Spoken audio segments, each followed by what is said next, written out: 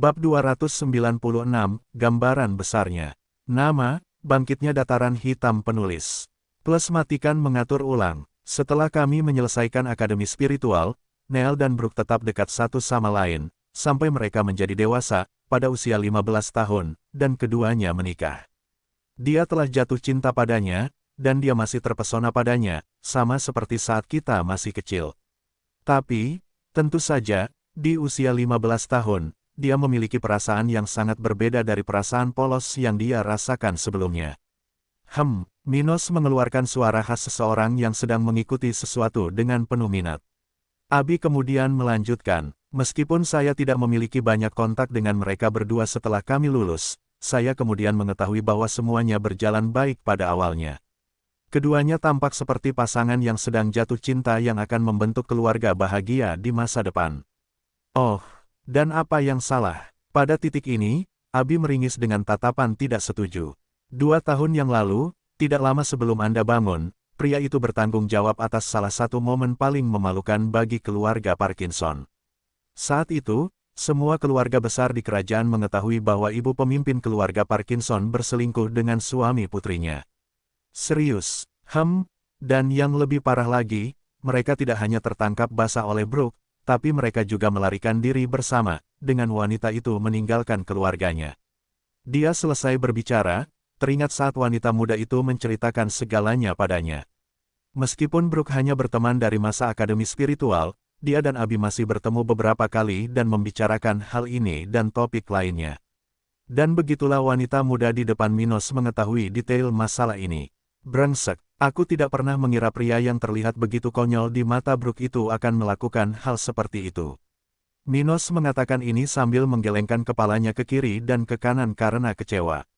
Meskipun dia sudah tidur dengan sepasang ibu dan anak, Minos tidak memiliki hubungan yang serius, sama seperti wanita-wanita itu juga tidak berkomitmen padanya. Faktanya, dia bukanlah seseorang yang mencoba merayu atau menjalin ikatan dengan wanita yang sudah menikah. Akibatnya, Minos merasakan kekecewaan khusus terhadap jalan yang diambil Neil.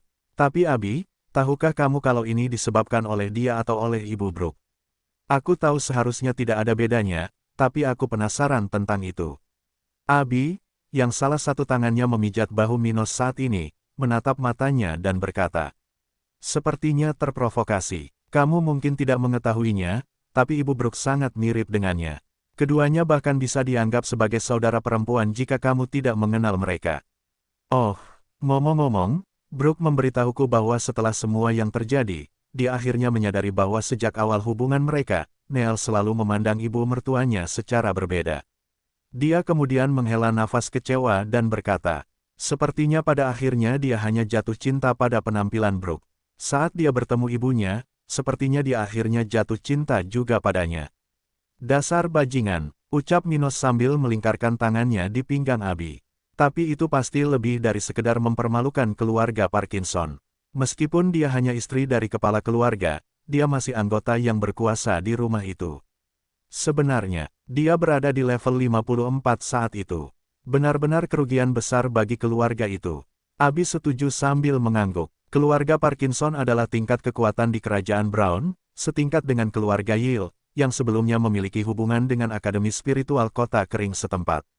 Sebagai gambaran, orang terkuat di keluarga Parkinson adalah ayah Brooke, kepala keluarga. Namun dia hanya satu tingkat lebih kuat dari istrinya. Setelah beberapa saat memikirkannya, akhirnya Minos menanyakan poin paling krusial dari semua ini. Dan setelah keduanya melarikan diri, apakah ada kabar tentang mereka? Saya ragu sang patriark akan melupakan topik ini. Artinya, kehilangan raja spiritual yang hampir sekuat kepala keluarga merupakan tuntutan bagi keluarga manapun di wilayah ini. Oleh karena itu, hal ini dapat mempengaruhi banyak koneksi lokal. Oleh karena itu, Minos tertarik untuk mengetahui lebih lanjut mengenai hal tersebut. Mendengar pertanyaan ini, Abi, yang hampir seluruhnya berada dalam pelukan Minos saat ini, mulai berbicara tentang apa yang dia ketahui. Jelas, ayah Brooke tidak senang sama sekali. Dia tidak memberitahuku apapun tentang hal itu, karena itu memalukan bagi seluruh keluarga, bukan hanya dia. Tapi aku mendengar bahwa kepala keluarga David mencoba menemukan mereka, setelah melakukan perjalanan selama beberapa bulan untuk mencari jejak mereka. Tetapi pada akhirnya, setelah berbulan-bulan, amarahnya sudah cukup mereda sehingga dia menyadari bahwa sia-sia melanjutkannya. Selain sangat kuat, istrinya juga cerdas. Dia sudah tahu apa yang akan terjadi setelah dia melarikan diri bersama menantunya, Hukum. Dia tidak akan berlindung pada keluarga Rian, yang kekuatannya lebih lemah dari keluarga suaminya. Abi berkomentar sambil mengingat situasi buruk yang dialami keluarga Neal. Mereka telah kehilangan 3 raja spiritual pada hari David menyerbu mereka dalam upaya untuk menghukum istri yang tidak setia yang dimilikinya. Tapi, sayangnya baginya, Celeste, Ibu Brooke, telah meninggalkan kerajaan Brown, mengetahui bahwa dia tidak lagi aman di sini. Menarik, semua ini terjadi tepat sebelum aku bangun. Dia bergumam dengan suara rendah, mencoba mendapatkan gambaran besarnya. Ada sekitar 20 keluarga bangsawan di kerajaan Brown, mulai dari keluarga kerajaan hingga organisasi terlemah. Tapi sekarang, dia menemukan bahwa 2 dari kekuatan itu telah kehilangan kekuatan yang signifikan belum lama ini. Ini bagus untukku. Semakin lemah keluarga-keluarga ini, semakin baik bagi dataran hitam ketika terjadi perang kemerdekaan. Minos, tentu saja, sedang mempertimbangkan kemungkinan keluarga-keluarga ini mengikuti keluarga kerajaan untuk mengalahkan pasukan pemberontak dataran hitam di masa depan. Itu adalah aturan yang telah ada selama puluhan ribu tahun di kerajaan ini, yang menjamin bahwa penguasa negara ini memimpin kaum bangsawan. Bagaimanapun, keluarga bangsawan tidak lebih dari pengikut keluarga kerajaan. Raja tidak dapat mengatur seluruh wilayah yang mereka miliki, dan oleh karena itu, ada kebutuhan untuk menggunakan bawahan mereka untuk mengelola wilayah tersebut untuk mereka. Dan dengan melakukan hal ini selama ribuan tahun, keluarga bangsawan terbentuk secara alami, menciptakan konteks geopolitik terkini di wilayah ini. Seiring berjalannya waktu, organisasi-organisasi yang dibentuk oleh bawahan keluarga kerajaan di wilayah tersebut tumbuh lebih kuat dan alami, memperoleh lebih banyak kebebasan. Namun, meski mereka bukan lagi sekadar bawahan melainkan pengikut, mereka tetap harus mendengarkan perintah kerajaan. Bagaimanapun, raja masih bisa dianggap sebagai individu terkuat dalam hal kekuatan individu di kerajaan dan kekuatan kolektif. Akibatnya, tidak ada pilihan lain selain mematuhi kebiasaan lama. Bagaimanapun, Minos sedikit senang mendengar bahwa 2 kemungkinan musuh telah kehilangan raja spiritual baru-baru ini. Artinya, setidaknya dalam jangka pendek, kedua keluarga ini akan melemah. Dan itu adalah kabar baik bagi pasukan Minos. Tidak ada ruginya jika musuh organisasi ini melemah, bahkan dalam skala kecil. Di sisi lain, pasukan muda Stuart semakin kuat dan bahkan akan segera memiliki raja spiritual. Pertamanya, akhirnya, saat Minos tersenyum tipis, Abi yang masih memijatnya, menatapnya dengan binar di matanya dan bertanya. Menertawakan kemalangan orang lain, bukankah itu tidak sopan? Haha. Tapi apa yang akan kamu lakukan? Apakah kamu akan memberiku pelajaran? Dia menggodanya sambil mengusap tubuh Abi yang menggoda dengan tangannya yang cerdik. Selama beberapa menit, gadis berambut biru itu duduk di pangkuan Minos sambil memijatnya dan membicarakan masa lalu. Abi sudah menyadari hal ini, tapi dia tidak mau repot-repot mengubah posisi. Dia merasa bisa mempercayai temannya dan temannya tidak akan melakukan apapun di luar batas tanpa izinnya. Dia kemudian berhenti memijat bahunya dan bermain dengannya. Kalau kamu mengaku salah, mungkin aku akan memberimu hadiah. Oh, hehe, aku suka ini. Setelah beberapa lama berada di bak mandi itu, Minos dan Abi baru saja bertukar ciuman dan belayan murni tanpa keintiman yang lebih dalam. Teman muda Minos perlahan-lahan mulai terbuka padanya. Namun, masih banyak yang harus dia perbaiki hingga sesuatu yang lebih signifikan terjadi. Abi memiliki mentalitas yang sangat berbeda di antara semua wanita yang pernah berinteraksi dengannya. Karena itu, dia lebih menghargai hubungan seperti ini dibandingkan yang lain. Namun, sebagai seorang remaja putri di awal masa dewasanya, Abi tidak bisa sepenuhnya mengabaikan rayuan Minos. Tubuhnya membuatnya semakin merasa ingin berinteraksi dengannya, dan lambat laun dia merasa lebih nyaman secara mental untuk memasuki permainan tersebut. Selain itu, fakta bahwa Minos adalah pemain yang gigih juga berkontribusi besar terhadap perubahan perilaku bertahap yang ditunjukkan oleh wanita muda ini. Meskipun Abi belum pernah jatuh cinta dengan Minos, keduanya semakin sering menghabiskan waktu bersama, sehingga menimbulkan ketegangan seksual di antara mereka. Jelas sekali, dia sudah menginginkannya sejak lama. Namun, perasaan ini merupakan hal baru baginya. Abi awalnya melihatnya hanya dengan seorang teman baik, hampir sedekat dia jika dia memiliki saudara laki-laki. Namun, seiring dengan berkembangnya hubungan mereka, dia semakin tidak melihatnya seperti seorang saudara laki-laki dan semakin seperti seorang laki-laki. Dan perlahan, dia mulai merasa semakin tertarik pada sosok Minos, menginginkannya dalam diam, untuk dicium dan disentuh oleh dia. Akhirnya, setelah menyelesaikan waktu menyenangkan yang mereka habiskan bersama, mandi di bawah bintang-bintang di langit kota kering, keduanya meninggalkan halaman itu dan masuk ke dalam kediaman Minos. Saat mereka masuk, Abi masih mengeringkan rambut birunya dengan handuk ketika dia melihat Minos berpakaian berbeda dari biasanya sebelum tidur. "Jangan bilang kamu akan menemui wanita lain," dia bertanya dengan tatapan dingin. Mendengar pertanyaannya, Minos tidak bisa menahan tawa dalam hati saat dia menoleh untuk melihat wajah serius Abi. "Ah, kamu benar-benar posesif. Saya yakin di masa depan, akan sulit meyakinkan Anda untuk melakukan aktivitas non-tradisional tertentu," dia berpikir sejenak. Setelah itu, Minos menghampiri gadis yang masih dengan rambut setengah basah itu, duduk di salah satu sofa ruang tamu kediamannya. "Saat ini, tidak ada wanita lain di kota ini yang pernah menjalin hubungan intim denganku. Ngomong-ngomong, hanya kamu juga satu-satunya yang kuinginkan di tempat ini." Dia kemudian menatap matanya dan mengeluarkan suara, "Ham. Dan apa yang akan kamu lakukan sekarang? Biasanya aku tidak melihatmu pergi saat jam segini." Dia terus menanyainya sambil salah satu tangannya dipegang oleh Minos. "Jika kamu mau, ikutlah denganku. Aku tidak akan keluar. Aku makan malam dengan beberapa orang yang kami selamatkan di kerajaan Cromwell," Minos menjawabnya dengan sabar. Dia bukanlah orang yang akan merasa terganggu dengan pertanyaan seperti itu. Selama itu bukan rahasia, sesuatu yang tidak bisa diberitahukan kepada sembarang orang, Minos tidak akan keberatan menjawab pertanyaan semacam itu. Pokoknya setelah mendengar penjelasan Minos, Abi akhirnya mengubah sikapnya dan merasa sedikit lebih rela dengan masalah tersebut. "Oh, apakah kamu membicarakan tentang ketiganya yang memiliki talenta hitam? Kamu mengundang mereka ke tentara lokal, kan? Apakah cocok bagiku untuk hadir pada kesempatan ini?" Kita tidak akan membicarakan rahasia apapun. Ngomong-ngomong, jika aku mengatakan hal seperti itu kepada mereka, kamu pasti bisa berada di sana. Lagi pula, aku lebih mengenal dan mempercayaimu daripada mereka." Dia menjawabnya sambil tersenyum lembut. Meski tergolong orang yang posesif, Abi tahu betul seberapa besar ia boleh atau tidak boleh terlibat dalam suatu masalah. Jadi, dia bahkan tidak menanyakan pertanyaan yang pastinya tidak akan terjawab. Memiliki satu atau dua rahasia bukanlah hal yang aneh dalam kehidupan seorang kultivator, dan Abi memahaminya dengan sangat baik.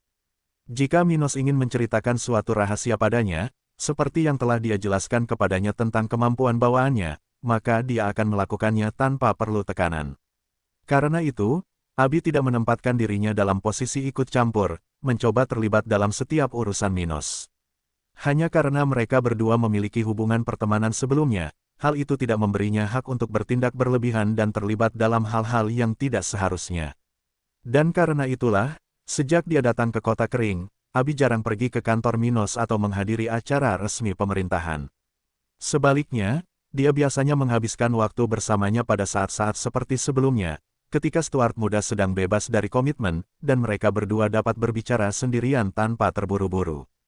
Minos kemudian mengakhiri pidatonya dengan menjelaskan apa saja komitmen tersebut. "Ini hanya makan malam agar kita bisa lebih mengenal mereka. Mereka berpotensi menjadi penting dalam organisasi saya, jadi ada baiknya saya mengenal mereka lebih jauh."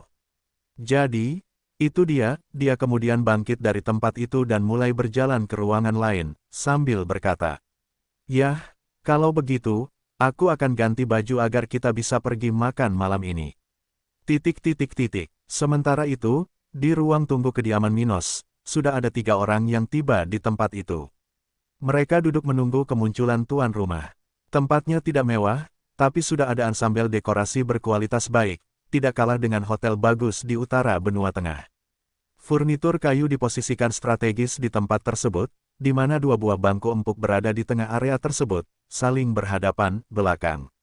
Terdapat berbagai macam dekorasi di depan masing-masing bangku tersebut, seperti beberapa lukisan spiritual tingkat rendah dan tanaman hias. Selain itu, lingkungan disinai oleh susunan kecil, yang menghasilkan berkas cahaya kekuningan dengan intensitas yang enak dipandang. Akhirnya ketiga orang itu duduk di bangku tersebut sambil berbicara dengan nada pelan. Masing-masing dari mereka berpakaian formal, dan penampilan mereka jauh lebih baik daripada saat mereka menjadi budak. Pria tersebut mengenakan setelan jas yang didesain dengan baik, sedangkan kedua wanita tersebut mengenakan gaun berbeda yang sesuai dengan kepribadian masing-masing. Joey tampak jauh lebih sehat dari sebelumnya, dengan rona merah khas di wajahnya yang menua, sementara rambut abu-abu dan janggutnya tampak baik-baik saja. Bedanya, yang sebelumnya adalah seorang biadab yang tidak pernah melihat peradaban dan seorang bangsawan yang gemar menjaga penampilannya. Di sisi lain, Robin dan Barbara tampak jauh lebih enak dilihat daripada sebelumnya.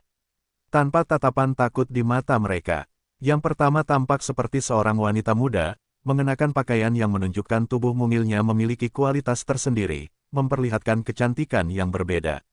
Bahkan jika ukuran yang lebih besar, lebih sukses di dunia spiritual, Robin tidak akan diabaikan bahkan oleh orang yang paling menghargai kualitas alami ini. Adapun Barbara, dia cantik saat ini. Meskipun dia berpakaian secara diam-diam, tanpa memperlihatkan terlalu banyak bakat alaminya, sangatlah rumit untuk menyembunyikan apa yang dia miliki. Faktanya, dengan proporsi wanita ini, dari wanita yang Minos kenal, hanya Mia dan Miria yang bisa dibandingkan dengan ukuran mantan tawanan ini. Bagaimanapun, ketiganya sedang berbicara dengan suara pelan ketika akhirnya salah satu pengurus rumah tangga dari kediaman Minos datang ke tempat itu. Orang ini mengenakan pakaian wanita berwarna hitam dengan lambang pohon emas di salah satu dadanya. "Nyonya, Tuan muda sudah menunggu Anda. Silakan ikuti saya," dia berkata dengan sopan. Setelah itu rombongan segera mengikuti wanita itu menuju ruang makan kediaman Minos, di mana Stuart dan Abi muda sudah menunggu mereka. Terdapat meja yang cukup besar untuk menampung 20 orang di tempat itu, dengan suku cadang berkualitas tinggi dan kursi yang didesain dengan baik. Selain itu, mejanya penuh dengan hidangan yang berbeda-beda, sangat berwarna, dan memberikan aroma yang menggugah selera bagi ketiganya. Akhirnya, Minos menyambut mereka dengan senyuman di wajahnya, menyambut mereka di makan malam ini. "Silahkan duduk." Mendengar perkataan Minos, tak lama kemudian ketiga orang itu pun duduk di kursi meja itu, dekat dengan tempat penguasa muda dan Abi berada. Minos dan Abi duduk bersebelahan, berhadapan dengan ketiga tamu pada makan malam ini. Selain itu, mereka berdua berpakaian anggun dan formal namun tidak terlalu mencolok. Dan hal seperti itu sudah diduga. Minos selalu menjadi orang yang bijaksana, begitu pula Abi. Namun tentunya dengan kecantikan remaja putri ini, ia akan menarik perhatian kemanapun ia pergi, apapun pakaian yang ia kenakan. Namun, Abi bukanlah tipe wanita yang akan mengenakan pakaian yang sangat ketat atau kecil yang akan menonjolkan kewanitaannya. Sebaliknya, dia berpakaian sangat bagus tapi sopan. Pokoknya, setelah memperkenalkan diri satu sama lain, tak lama kemudian kelompok beranggotakan 5 orang itu mulai makan. Pada saat yang sama, mereka mengenal satu sama lain secara bertahap. Dan meskipun Abi awalnya bukan bagian dari pertemuan ini, dia berpartisipasi aktif dalam percakapan tersebut. Minos sudah memberitahunya bahwa ini tidak melibatkan urusan resmi dan itu hanya percakapan untuk saling mengenal, jadi dia tidak menahan rasa penasarannya untuk bertanya. Dari ketiga orang ini, 2 berasal dari kerajaan akhir yang jauh, dan 1 lagi berasal dari Pulau Batu yang terkenal. Dan justru karena itu, Abi, seorang wanita bangsawan muda yang belum pernah berkunjung ke tempat-tempat tersebut, banyak bertanya tentang masa lalu mereka di negara bagian tersebut. "Jadi, kamu berasal dari Pulau Batu. Aku baru saja pergi ke sana sekali, tapi aku tidak punya waktu untuk mengenal tempat itu secara detail." Minos berkomentar sambil melihat ke arah Robin. Setelah itu, Abi memandang pemuda pirang itu dan bertanya, "Robin, apakah kamu bagian dari keluarga bangsawan di Pulau Batu?" Akhirnya, saat 2 orang lainnya makan dan minum, memandangnya, Minos dan Abi, Robin mulai merespons. "Tidak, bukan aku. Keluargaku tidak bisa dianggap sebagai keluarga bangsawan di negara bagian itu. Namun, keluargaku juga tidak tunduk pada kekuasaan apapun di tempat itu. Sekitar 500 tahun yang lalu, kakek saya berhasil menemukan teknik tingkat hitam dalam penggalian di tanah yang dibelinya, dan kebetulan fokus pada budidaya kristal dan dengan teknik ini, kami tidak pernah mencoba untuk menggabungkan kekuatan di wilayah itu. Dia menyelesaikan penjelasannya sambil menatap Minos dan Abi dengan cermat. Dia tidak tahu hubungan keduanya, tapi dia akan menjawab apapun yang diminta Abi saat ini. Mungkinkah ini istri penyelamat mereka? Robin dan dua lainnya berpikir seperti ini. Adapun realitas keluarga Robin, ini sudah diduga. Di utara benua tengah, sebagian besar orang yang menundukkan diri mereka pada keluarga bangsawan adalah individu yang perlu melakukan hal ini. Hal ini mungkin disebabkan oleh jaminan upah, yang secara umum lebih baik dibandingkan aktivitas yang tidak terkait dengan kewenangan tersebut. Hal ini juga bisa dikaitkan dengan teknik spiritual yang berkualitas lebih baik karena hanya sedikit teknik tingkat biru yang tersedia untuk dibeli oleh populasi standar dan hampir tidak ada teknik tingkat hitam. Namun, jika seseorang sudah memiliki kedua kondisi ini, memiliki pekerjaan bergaji tinggi, dan setidaknya memiliki teknik budidaya yang baik, maka hanya sedikit orang yang bersedia melepaskan kebebasannya. Dan hal ini juga terjadi pada keluarga tempat Robin dilahirkan. Mereka tidak kaya seperti beberapa keluarga bangsawan terkemuka, tetapi keuangan mereka cukup baik. Sedemikian rupa sehingga Robin pergi bepergian ke utara benua tengah. Dan karena teknik budidaya tingkat hitam yang ditemukan kakek Robin, sebagian besar kerabatnya berhasil mencapai budidaya tahap kelima bersama kerabatnya, kemudahan. Tapi bukan itu saja, sebagian besar kerabat remaja putri ini bukanlah pejuang dan hanya dibudidayakan untuk hidup lebih lama.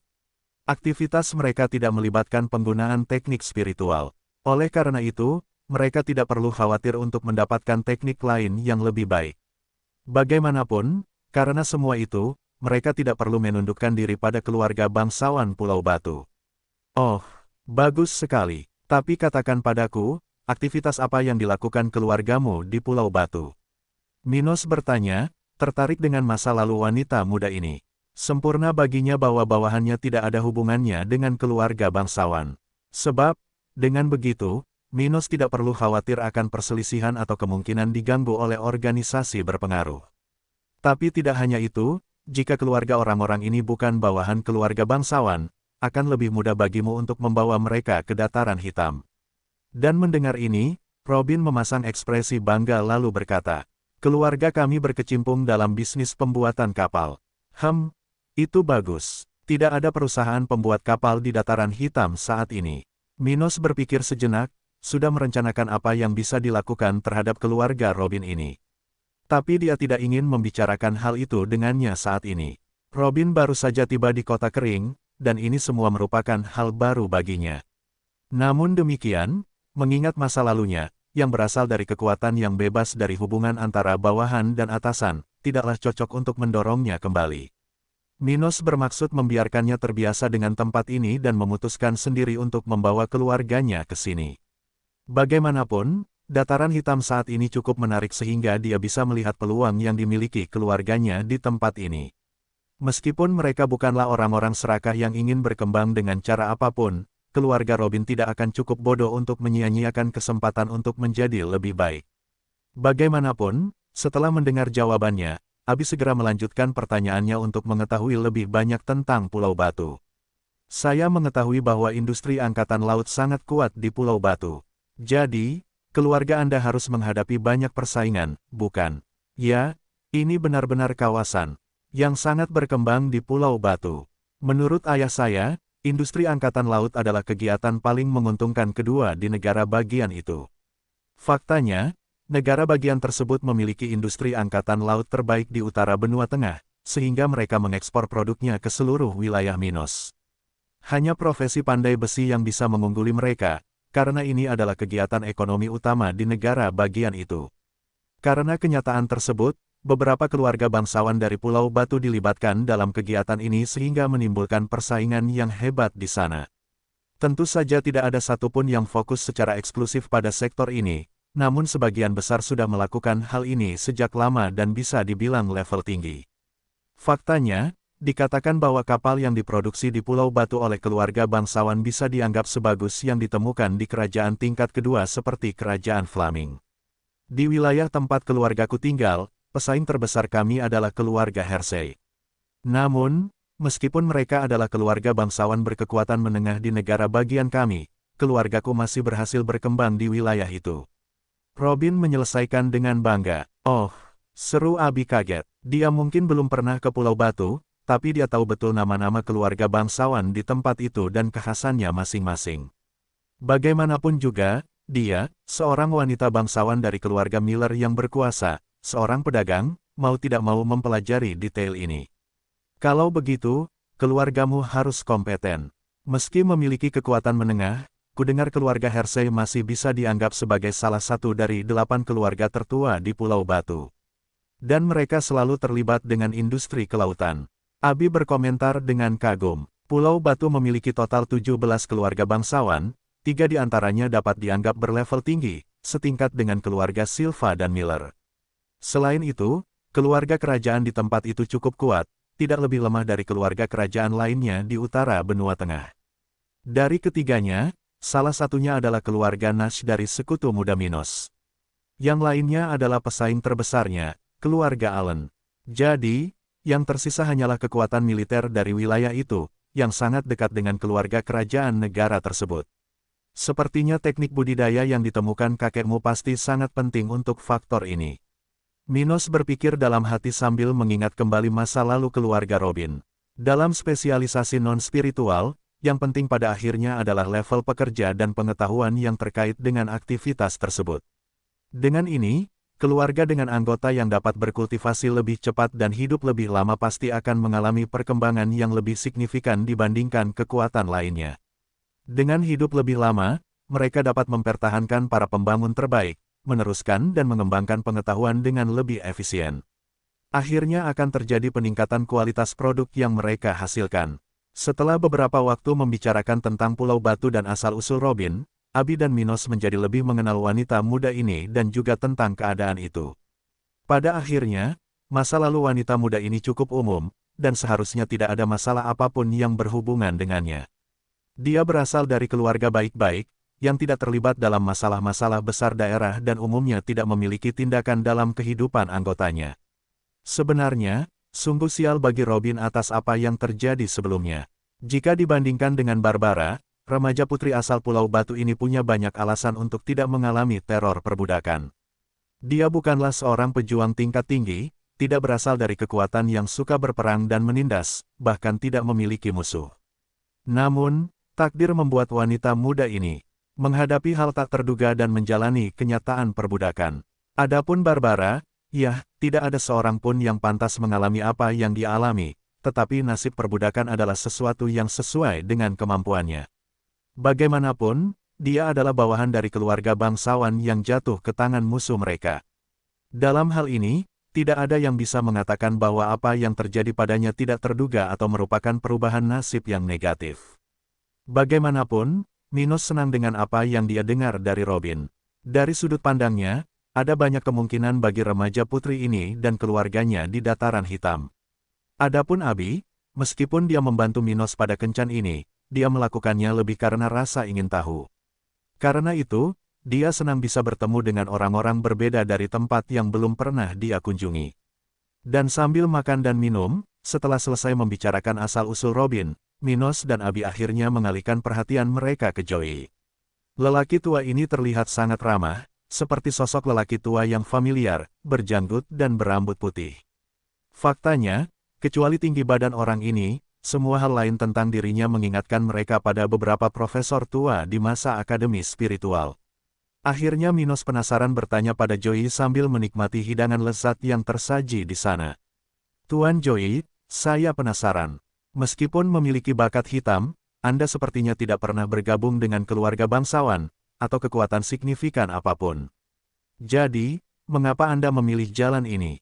Dan ketika dia selesai berbicara, semua orang di ruangan itu, bukan hanya Minos, sudah menatap Joey dengan penuh perhatian, dengan rasa ingin tahu yang bersinar di mata mereka. Kedua wanita yang menemaninya ke kota ini tidak pernah menanyakan hal seperti itu kepada Joey.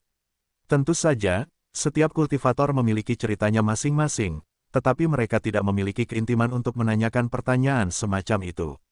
Namun, meski mereka tidak menanyakan apapun padanya, mereka berdua masih memiliki pertanyaan yang sama yang ditanyakan oleh Minos di benak mereka. Lagi pula, kenapa orang ini tidak bergabung dengan organisasi manapun? Dan bukan berarti tidak ada kekuatan yang lebih kecil di utara benua tengah, di mana kebebasan individu tidak akan begitu dibatasi. Namun, mereka semua tahu bahwa lelaki tua ini bahkan belum bergabung dengan kekuatan ini. Hal itu tentu saja terkait dengan tingkat kultivasi Joey dan usianya. Mempertimbangkan faktor-faktor ini saja, semua orang di sana tahu bahwa Joey mungkin tidak pernah mengembangkan teknik tingkat hitam. Sial, budidayanya sangat lambat sehingga tidak ada dari mereka yang berpikir aneh saat mengetahui bahwa dia benar-benar mengembangkan teknik tingkat putih. Tapi tidak hanya itu, mengingat Joey berusia lebih dari 400 tahun dan masih di level 42, ini berarti dia tidak hanya kekurangan teknik budidaya yang baik, dia juga kekurangan sumber daya. Jadi, keempat orang ini tahu bahwa dia tidak mungkin menjadi anggota organisasi manapun. Kalau tidak, dia pasti akan memiliki level yang jauh lebih tinggi. Dan akhirnya, Joey mulai berbicara setelah menghela nafas panjang. Hah, itu terjadi beberapa abad yang lalu ketika aku masih muda, di usiamu. Faktanya, bahkan ketika aku tahu aku memiliki bakat hitam, aku tidak pernah berpikir untuk menjadi bawahan kekuatan regional yang besar. Lelaki tua itu kemudian mulai menceritakan kisahnya, perlahan dan dengan suara serak, seolah-olah dia adalah seorang kakek yang menceritakan sebuah kisah kepada cucunya. Tapi aku tidak melakukannya karena kesombongan atau semacamnya. Aku tidak pernah benar-benar berpikir bahwa aku akan menjadi lebih kuat sesuai keinginanku tanpa terlibat dengan kekuatan ini. Aku tahu ini mungkin hanya akan memperlambatku. Namun, saya menempuh jalan itu karena saya benar-benar tidak ingin hidup dalam peperangan, berjuang untuk hidup atau sumber daya saya sendiri. Saya ingin hidup dalam damai, jauh dari konflik duniawi. Jika aku memiliki kehidupan sebagai petani, aku akan puas, ucapnya, mengingat masa lalunya, dengan mata sedikit memerah. Tetapi setelah bertahun-tahun, setelah aku bertemu dengan seorang penguasa di kerajaan akhir, aku akhirnya menyadari apa yang membuatku berpikir dengan cara yang damai ini. Pada saat aku telah memilih jalan ini, aku ingin menjauh dari urusan keluarga besar, tapi aku tidak mengerti alasannya. Itu selalu menjadi pertanyaan terbuka bagiku. Seolah-olah aku mengambil keputusan karena peristiwa yang tidak pernah terjadi. Sementara itu, keempat orang itu mendengarkan dengan seksama cerita Joey sambil mulai memikirkan kemungkinan-kemungkinan yang ada. Sulit bagi mereka untuk tidak membayangkan apapun, mendengarkan apa yang dia katakan sejauh ini. Dari apa yang dia katakan, sepertinya, entah bagaimana, dia pasti mengalami situasi traumatis saat masih muda, pikir Abi dalam hati. Adapun Minos, dia juga memiliki pemikiran yang sama dengan Abi. Apakah ingatannya diubah? Pada saat yang sama, Robin dan Barbara juga punya teori masing-masing dan sangat ingin mendengar cerita keseluruhannya. Siapakah orang yang dia temui di kerajaan akhir? Ah, dia pasti mengalami sesuatu yang tidak menguntungkan. Sementara itu, Joey melanjutkan ceritanya. Tetapi akhirnya, spesialis itu membantu saya mengingat bagian masa lalu saya yang terlupakan. Dari apa yang dia katakan padaku, seseorang telah menggunakan teknik spiritual yang luas jangkauannya, fokus pada aktivitas mental, untuk menyegel sebagian ingatanku. Batuk. Dia berhenti sejenak lalu melanjutkan. Lebih tepatnya, seseorang telah menggunakannya pada orang-orang di kota kelahiranku. Dan mendengar pernyataan seperti itu, Abi hanya bisa berseru ragu. Di seluruh kotamu, mengapa ada orang yang melakukan hal seperti itu? Bagaimana tuan ini mengetahui hal ini? Namun, saat Abi sedang berbicara, Minos mengambil salah satu tangannya dan memintanya untuk tenang. Mari kita terus mendengarkan ceritanya. Maafkan aku telah meninggikanku, dia meminta maaf dengan malu-malu. Batuk, tidak masalah, Bu Abi. Komentar itu aneh, dan saya sempat mempertanyakan hal seperti itu ketika mendengar dari ahli yang membantu saya itu. Tetapi menurut dia, saat saya masih kecil, ketika saya belum mulai berkultivasi, dia menemukan sesuatu. Saat dia lewat di sekitar kota saya, dia merasakan teknik yang kuat dilepaskan, dekat ke kota tempat aku tinggal. Menurut dia, hal itu membuatnya pingsan, padahal jaraknya beberapa puluh kilometer dan padahal dia memiliki jiwa yang kuat. Ucapnya sambil mengingat kekuatan pria itu. Bahkan tanpa pengembangan spiritual, individu tersebut masih memiliki kekuatan fisik sekuat Raja Spiritual Puncak. Sejauh ini, itu adalah individu terkuat yang pernah dilihat Joey dalam hidupnya. Dan karena ini, dia semakin menghormati pria itu. Setelah kejadian itu, dia mengatakan bahwa dia telah mencari kota kami selama bertahun-tahun, tapi dia tidak dapat menemukan apapun. Seolah-olah kota itu telah menghilang dalam semalam. Dia telah menjadikan misi menemukan kotaku sebagai tujuan hidupnya dan telah mencari kami selama beberapa dekade. Dia pernah menghadapi situasi serupa sebelumnya, cerita aneh dari wilayah lain, dan itu meyakinkannya untuk terus mencari. Tetapi akhirnya, ketika saya berusia sekitar 50 tahun, dia secara tidak sengaja menemukan saya dan membantu saya memecahkan efek segel yang menyembunyikan fakta tertentu dari masa lalu saya. Hari itu, aku menemukan kebenaran tentang ceritaku. Ketika Joey mencapai titik ini dalam ceritanya, 4 orang di sekitarnya telah berhenti makan dan sepenuhnya fokus padanya. Saya mengetahui bahwa ketika saya masih kecil, seluruh kota saya telah diserang oleh musuh yang kuat. Namun, dia tidak membunuh kami tetapi menculik kami dan membawa kami ke tempat lain. Saya ingat tempat itu luar biasa. Ada bangunan yang belum pernah saya lihat seumur hidup saya. Bahkan setelah bertahun-tahun saya hidup, saya belum menemukan yang seperti itu. Selain itu, makhluk yang berinteraksi dengan kita semuanya sangat berbeda. Sejujurnya aku tidak bisa memikirkan spesies apa yang dimiliki individu-individu itu, tapi mereka memiliki beberapa kesamaan dengan beberapa makhluk dari ras laut. Namun, tidak seperti makhluk bertubuh besar, seperti makhluk spiritual laut, mereka memiliki bentuk yang lebih mirip dengan kita. Lengan, kaki, tangan, dan ciri-ciri lain yang ada pada manusia, semuanya ada di sana. Namun, mereka memiliki kulit kebiruan, besar, mata hitam pekat, dan apa yang tampak seperti insang setinggi hidung. Setelah mendengar ini, keempat orang tersebut memberikan reaksi yang mengejutkan, dengan pupil mereka berkontraksi sepenuhnya dan mulut mereka sedikit terbuka. Dan meskipun ketiga wanita tersebut menganggap cerita Joey sangat menarik, Minos sudah mulai memikirkan kemungkinan di balik makhluk-makhluk ini. Apakah mereka ada hubungannya dengan manusia laut? Dia bertanya-tanya ketika dia menganalisis apa yang dia ketahui tentang subjek tersebut. Manusia laut merupakan ras dari dunia spiritual yang hidup di wilayah bawah laut dan memiliki banyak kemiripan dengan manusia. Artinya, meskipun binatang laut hanyalah subklasifikasi dari binatang spiritual, karena beberapa keanehan membuat mereka lebih dekat dengan binatang darat, sesuatu yang berbeda terjadi pada manusia laut.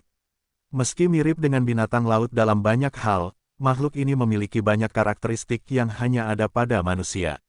Dan karena itu, mereka memiliki klasifikasi spesiesnya sendiri di dunia spiritual, yang membedakan dirinya dari binatang laut dan manusia.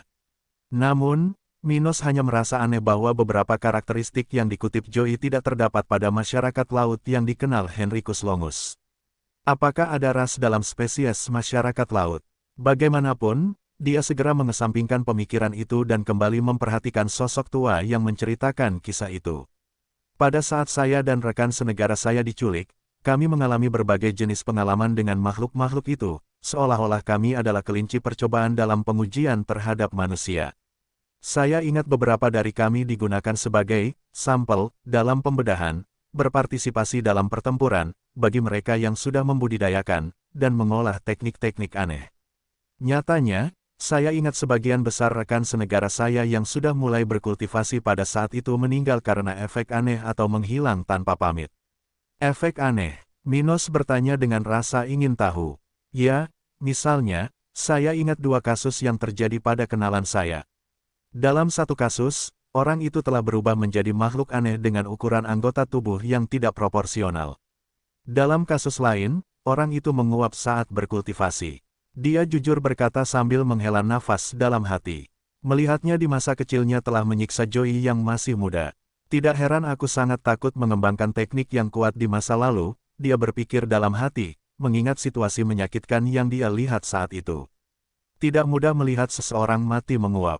Bagaimanapun, meskipun dia tidak ingat apa yang terjadi ketika dia mulai berkultivasi, dia telah terpengaruh hingga mengembangkan kepribadian yang menakutkan. Oleh karena itu keinginan untuk menjalani kehidupan yang tenang, tanpa mempedulikan kemungkinan untuk hidup lebih lama. Dan semua itu berubah setelah berpuluh-puluh tahun mengetahui apa yang telah terjadi. Jadi, meski dia menemukannya lebih dari 300 tahun yang lalu, masih butuh waktu lama baginya untuk mencernanya. Mengatasi trauma tidaklah mudah, dan pada akhirnya, setelah ia mengatasi hal itu, ia sudah tua, berada pada level yang rendah, yakni dalam kondisi yang kurang menarik untuk bergabung dengan organisasi-organisasi mulia di daerah. Tapi bukan itu saja, Joey juga sudah terbiasa dengan gagasan hidup damai, bahkan setelah mengatasi traumanya. Tapi sungguh hal yang mengerikan. Abi berkomentar dengan suara rendah. Dia tahu ada teknik pengorbanan, yang bisa meninggalkan kerusakan besar. Tetap saja, remaja putri ini tidak mengetahui apapun seperti yang dijelaskan Joey. Di saat yang sama, 3 orang lainnya yang mendengarkan cerita tersebut juga terkesan dengan hal ini. Dan akhirnya, Joey terus berbicara. Eksperimen yang dilakukan oleh orang dewasa benar-benar menghebohkan. Sebagai gambaran, ketika kami dibebaskan, hanya anak-anak yang masih belum bisa berkultivasi pada saat itu yang selamat. Dia berhenti sejenak dan kemudian mengoreksi. Maksudku, aku tidak melihat satupun orang dewasa di kotaku bersama kami. Banyak yang meninggal dan meninggalkan jenazahnya, tapi ada pula yang tidak pernah kami ketahui nasibnya. Kalau anak-anak, termasuk aku, kita hanya menjalani banyak aktivitas, seperti menghadiri kelas, melihat artefak tertentu, menggunakan barang tertentu. Tidak ada yang sedrastis yang terjadi pada orang dewasa. Namun, setelah banyak merenungkan apa yang terjadi pada kami, saya menyadari bahwa latihan ini bertujuan untuk mengevaluasi kemampuan kami, menentukan apakah kami mampu berkultivasi sebelum usia 10 tahun, dan seterusnya. Latihan ini juga memaksa kami untuk melihat hal-hal tertentu, yang sepertinya dibuat untuk meyakinkan kita agar menyembah mereka, atau semacamnya. Mendengar ini, Barbara memutuskan untuk mengatakan sesuatu untuk pertama kalinya. Saya mendengar bahwa beberapa agama di zaman kuno mencuci otak anak-anak. Aku juga memikirkan hal itu setelah merenungkan kejadian itu. Mungkin mereka mencoba mengindoktrinasi kita dengan agamanya. Joey berkata sambil menganggukkan kepalanya tanda setuju dengan Barbara. Ngomong-ngomong, aku tidak yakin berapa lama kami tinggal di tempat itu, tapi yang pasti tidak sampai 1 tahun. Setelah itu, hampir semua anak yang ada di kota lamaku dibebaskan, di kota lain di kerajaan. Yang berbeda dari kita. Dia kemudian berhenti sejenak saat mengingat kejadian itu. Joey adalah seorang yatim piatu pada saat itu, namun ia dibesarkan oleh teman lama orang tuanya, tetangga mereka. Namun, dia tidak pernah mengetahui nasibnya. Dia pasti sudah mati saat itu, dia memikirkannya sejenak. Setelah hening beberapa saat, Abi menanyainya. Dan apa yang terjadi setelah itu?